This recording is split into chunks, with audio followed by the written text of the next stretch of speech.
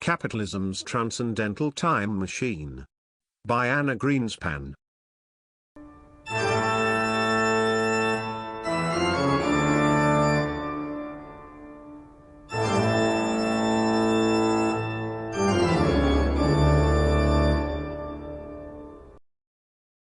Chapter 0. Introduction. In colloquial language, the terms inside and outside are used to demarcate simple spatial relations. The boundaries between them are physical, and the passage which connects one to the other, though not always easy to negotiate, is never completely blocked. For no matter how secure, walls can always be scaled, doors opened, and gates unlocked. In philosophical language, however, the terms inside and outside designate a relation that is altogether more impermeable. For whether of an individual subject or organism, or of a social code or structure, interiority, as a philosophical concept, indicates an absolute segregation. The inside, in this context, is a mode of containment that operates not through physical boundaries, but by an imperceptible border, which draws the contours of all that can be thought and perceived. It is a contention of this thesis that, when used in this absolute sense, the division between inside and out is not a spatial determination, but a temporal one. Existence is an enclosure, not because it happens in space, but because it locks us in time. It is perhaps for this reason that one can detect a tendency, in both philosophy and religion, to oppose the concept of time with notions of liberation, escape, and exteriority. For an inside that is bounded by temporal rhythms must find its outside in a realm which is exterior to time. In the classical Western tradition, this connection between the philosophy of time, and the notion of inside and out, is based on a disjunction which opposes time to eternity. This disjunction is articulated most famously by Plato, who defines time as the movable image of eternity, a definition which establishes the interiority of time in opposition to an exteriority, which is eternal. Though immensely widespread, this contrast between time and eternity rests, at least in its classical formulation, as we will see, on a very specific understanding of both the nature of time, and of the relation between inside and out. The classical tradition equated time with astronomy. Conceived of as a movable image, it was thought to be perceived in the cyclical changes of the heavenly spheres. Equivalent to celestial movement, time was made the very principle of variation. Manifesting itself as a never-ending process of change and activity, it governed the continuous flow of becoming, in which all existence was trapped. Thus, it was precisely due to its associations with variation that time was considered to be a mode of capture. For the classical tradition considered temporal rhythms, the passage of seasons, and the changes of day into night as an elaborate simulation which belonged only to the created world of phenomena. It held that the processes of movement and change were but a shadow of a timeless realm that lies beyond, and it was inside this world of shadow and mirage that the subject was caught. Governed by the variations of matter, entangled in the multiplicity of becoming, humans were held prisoner, duped by the illusory movement of time. This vision of time found its direct opposition in the concept of eternity. Differentiated from the temporal image of movement and variation, the eternal was conceived of as a realm of constant stasis. In contrasting change with identity, multiplicity with unity, and becoming with being, it offered an alternative to the world of sensible appearance, and thus constituted a realm which existed outside the phenomenology of time. It is within this dualistic framework, then, that the exteriority of the eternal must be understood. Eternity, conceived of in opposition to temporality, should not be confused with the everlasting, which is a continuous extension of time, situated neither in the deep past, nor in the distant future. Eternity is not a stretch of time, but a timelessness. Coexisting simultaneously with each and every moment, it is the essence of appearances, the constant form which the variations of time can only represent, in a shadowy fashion. As the essence of time, the eternal was revered as the divine archetype. Operating from above, it was eternity that created time. considered to be the essence of transcendent production. It was able to create without getting involved in the matter of its creation. Eternity, writes Plotinus, is a majestic thing, and thought declares it identical with the God. With this quote, the obvious convergence between the classical notion of eternity, and the conception of the deity produced by the monotheistic traditions of the West, is clearly revealed. The form of the eternal, as the genesis of the image of time, is paralleled in the opening section of the Old Testament, where we encounter God, as the eternal, who is presented as the creator of time. And God said, "Let there be light, and there was light. And God saw the light, that it was good, and God divided the light from the darkness. And God called the light day, and the darkness he called night. And the evening and the morning were the first day." Genesis 1:3-4. According to the Bible, then, time originates with the first act of creation. Moving across the waters of the unformed void, God acts initially to generate light and begin the passage of time. This primordial event is the singular occurrence which takes place outside the confines of temporality. For, once it is established, a time determined by the passage of day into night, structures and conditions the rest of the week of creation. Eternity, as an exterior and transcendent dimension, appears in its pure form only once again, at the end of the Bible, with the promise of messianic redemption. Thus, in both classical philosophy and in the scriptures of the Abrahamic traditions, life's entrapment in the continuous process of temporal change, becoming and multiplicity, was opposed to the wholeness and unity of an eternal being, who, untainted by the material world, existed as complete perfection contained within itself. The outside was thus equated with transcendence, a mode of escape that led out of the enclosure of time and allowed one to reach, whether through faith or through knowledge, a higher and more primary inside. This thesis is an exploration of two revolutions, one philosophical, the other socio-economic, which, together, have fundamentally altered the philosophy, culture, and techniques of time. The first of these is philosophy's Copernican revolution, which was instigated by Immanuel Kant in his text, The Critique of Pure Reason. The second occurs with the onset of capitalism, and involves the invention, and subsequent innovations, of a time-keeping system that is based on the clock. By bringing these two revolutions together, the thesis seeks to establish a connection between abstract conceptual thought, and concrete material practices. A connection which is exemplified by the convergence between the transcendental philosophy of time, and the socio-history of time-keeping practices. Establishing this connection, however, requires not only a reformulation of the classical conception of time, produced, as we will see, through the creation of a split between, on the one hand, the constant structure of formal time, and, on the other, empirical change conceived of as history, but also a reinvention of the classical notion of eternity. This latter is found in the work of Deleuze and Guattari, who substitute the transcendence of eternity with the immanent concept of eon, or the absolute outside, conceived of as the continuous variation of an intensive temporality. It is by way of this concept of eon that we will find, in what appears as the history of capitalist time, eonic events which are at once entirely abstract and fully material.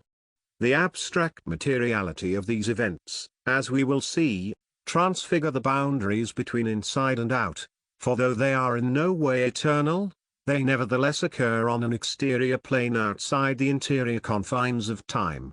From the point of view of the philosophy of time, the revolutionary break brought on by both Kant and capitalism, rests on a transformation which occurs in how time is mapped onto the distinction between constant and variable.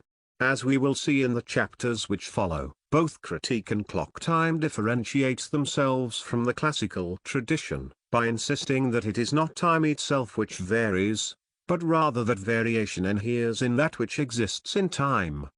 This distinction, between time and that which is in time, arises from the fact that both Kant and capitalism separate temporality from the changing patterns of astronomical cycles.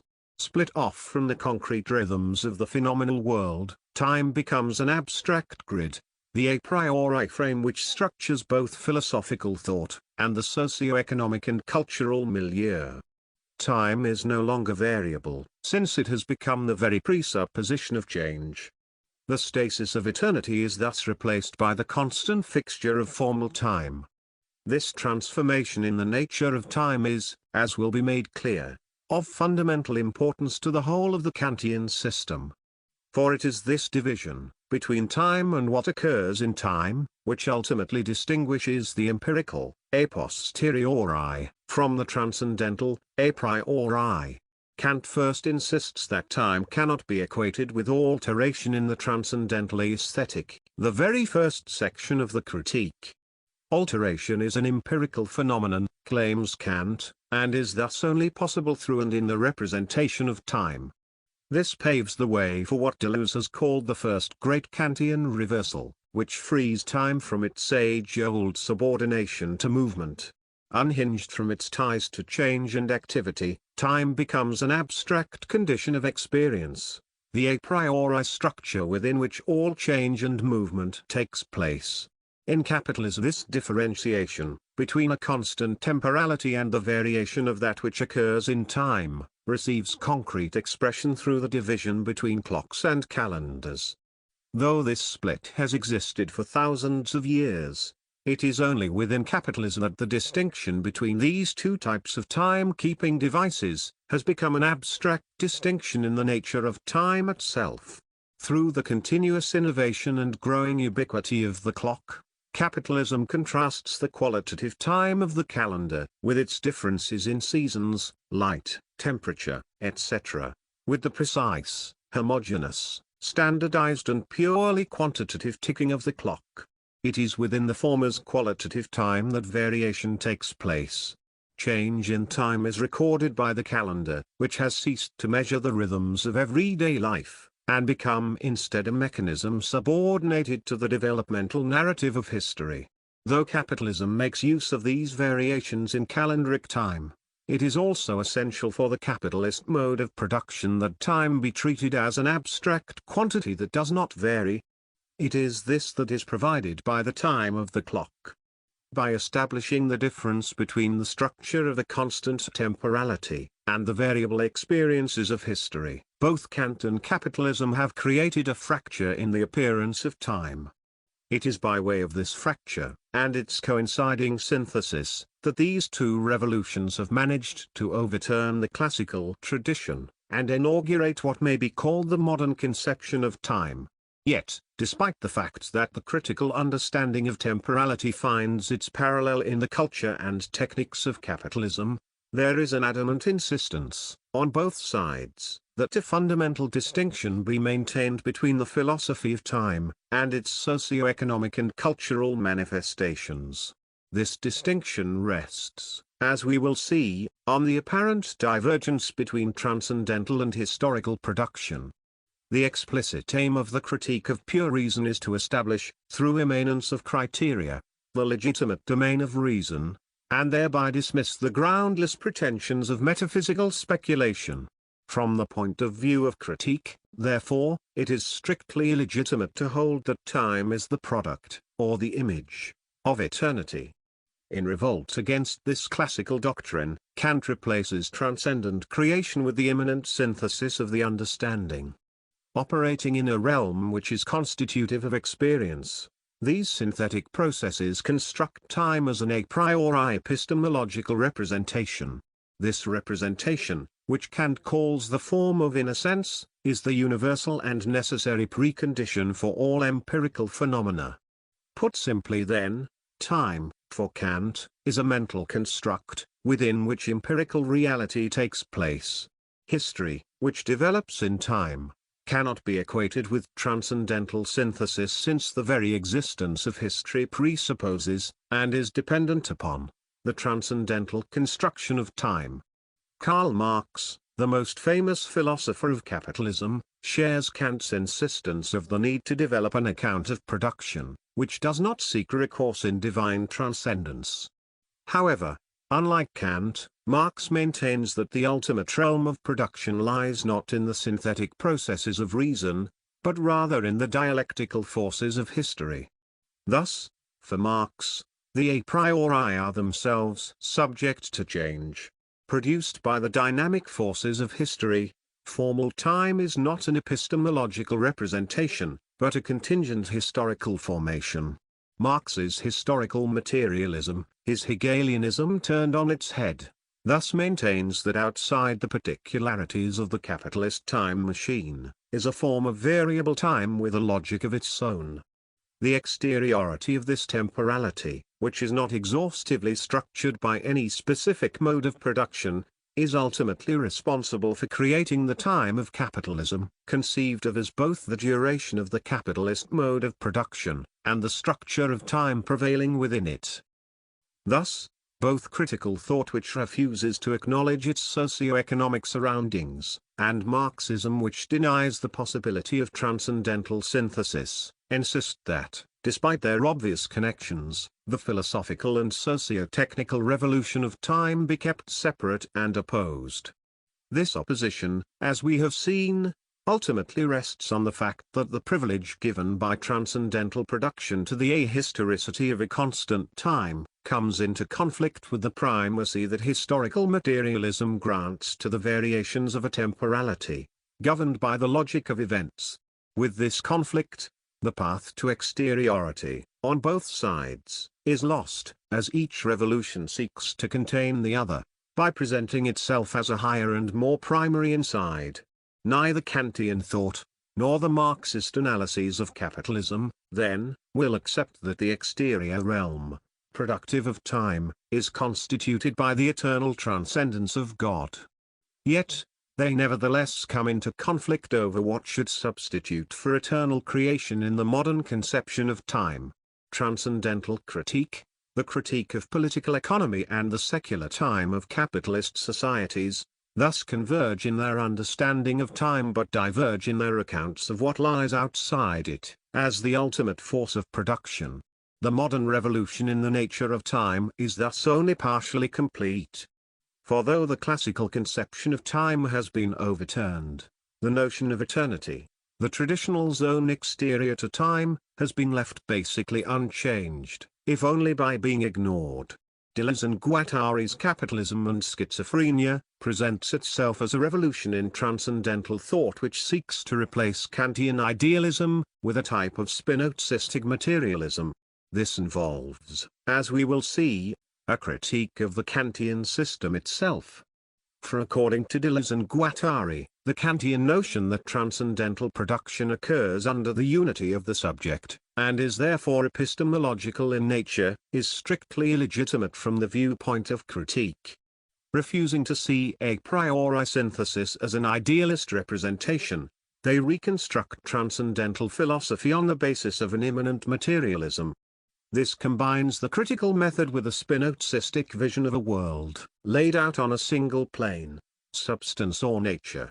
Transcendental synthesis, thus cease to function as the interior operations of reason and become, instead, machinic diagrams for the intensive multiplicities that compose and populate an exterior body, which Deleuze and Guattari call the plane of consistency, planomenon, or body without organs.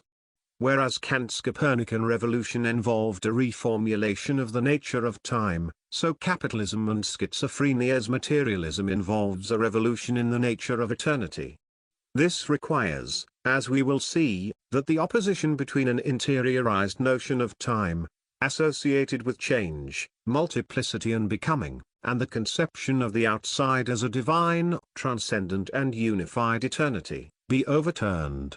Transcendental materialism, thus substitutes the classical disjunction between time and eternity with the difference between two planes of composition, which function machinically to produce the distinction between extensive and intensive time. The former of these, named chronos, is attributed to the plane of organization and development, while the latter belongs to the immanent plane of consistency, and is given the name of eon. With the concept of eon, Deleuze and Guattari bring to philosophy a notion of eternity which is not based on the wholeness and unity of a transcendent beyond, but on the flat multiplicity of an immanent outside. In the biblical tradition, The eternal cuts into time through singular events that are explosive and highly dramatic in nature. At the limit, it appears as Genesis and Apocalypse, the beginning and end of creation. Beyond these points, the eternal is encountered only after death, on Judgment Day, where it carries the threat, or promise, of damnation and salvation, or when it crashes into history, interrupting the linear order of time, through miracles and divine revelation.